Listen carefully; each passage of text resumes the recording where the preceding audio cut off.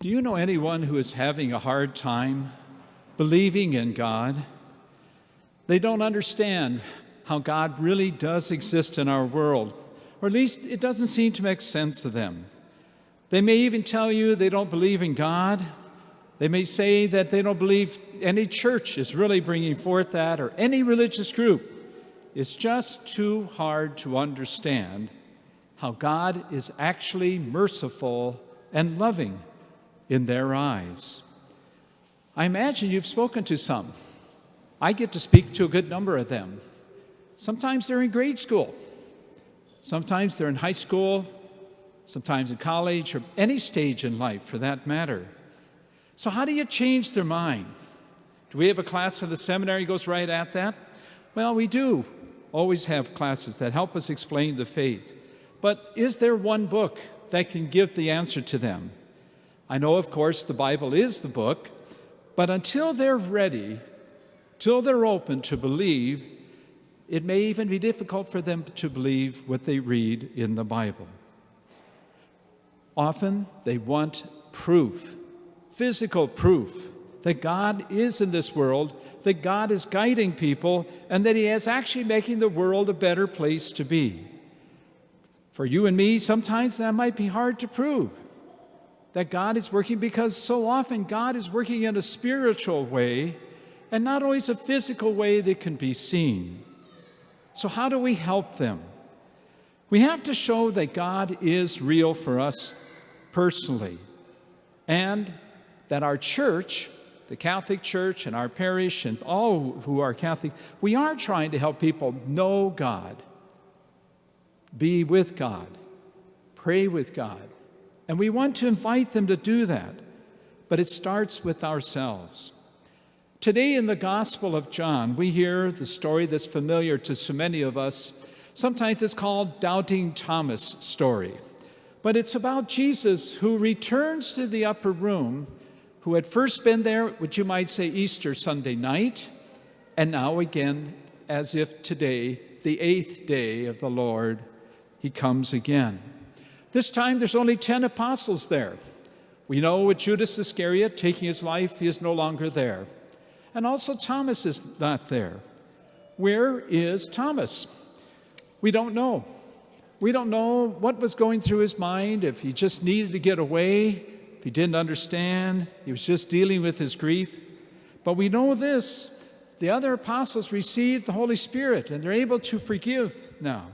And when Thomas rejoins them, he wants proof that Jesus is actually risen. So he says, I got to have proof that his nail marks in his hands. I have to have proof that I could put my hand in his side. So a week later, as we have just heard, Jesus returns, and now He invites him to do just what He had said. Now we know Jesus is inviting him to come to Him, both in a physical way and a spiritual way. His words are powerful. He says, do not be unbelieving, but believe. Now here's the interesting thing. The Gospel of John does not state that Thomas put his fingers in the hands or in the side of Jesus. We have many artists over the centuries that painted that, but it's not there because something else is happening there. He no longer needs physical proof. Now he has the Lord be with him, and now it's not just his mind that's opened, but it's his heart. It's his ability to believe. And it's powerful for Thomas, as it is for the other apostles. And Thomas, the one's often called the Doubting Thomas, becomes the apostle that perhaps traveled more miles than almost any other apostle. Where did he go?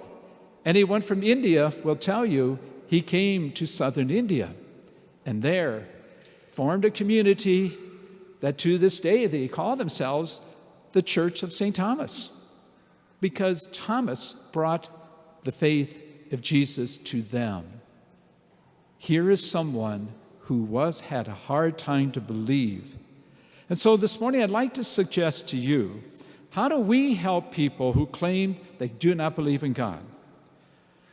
We can talk with them, we can explain to them, we can show them the different passages in the Bible, but until it's not only the mind, but it's the heart, it's a willingness to be open, that we can start really helping someone understand God in the world. So we have to help them to learn how to trust, to be open, and to believe in the mystery of God, because in some ways it'd be so easy. Well, if you don't believe this, you just don't understand. Well, there's more to it, isn't there? Sometimes the better way to prove how God exists in the world today is to explain how God exists in you, how you sense God's love in you, and how, in your own way, you're trying to extend that to others. I'd like to end by suggesting a prayer that is a beautiful prayer by a Jesuit priest, Father Pedro Arrupe. It might be the answer for so many who just find it so hard to believe in God. He writes this: "Nothing is more practical than finding God, that is, than falling in love, in a quite absolute final way, so that what you are in love with, what seizes your imagination, will affect everything.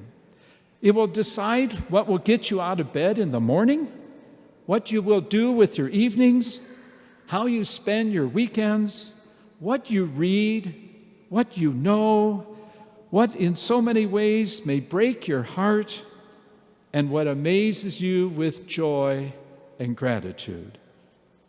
Fall in love, stay in love, and it will decide everything."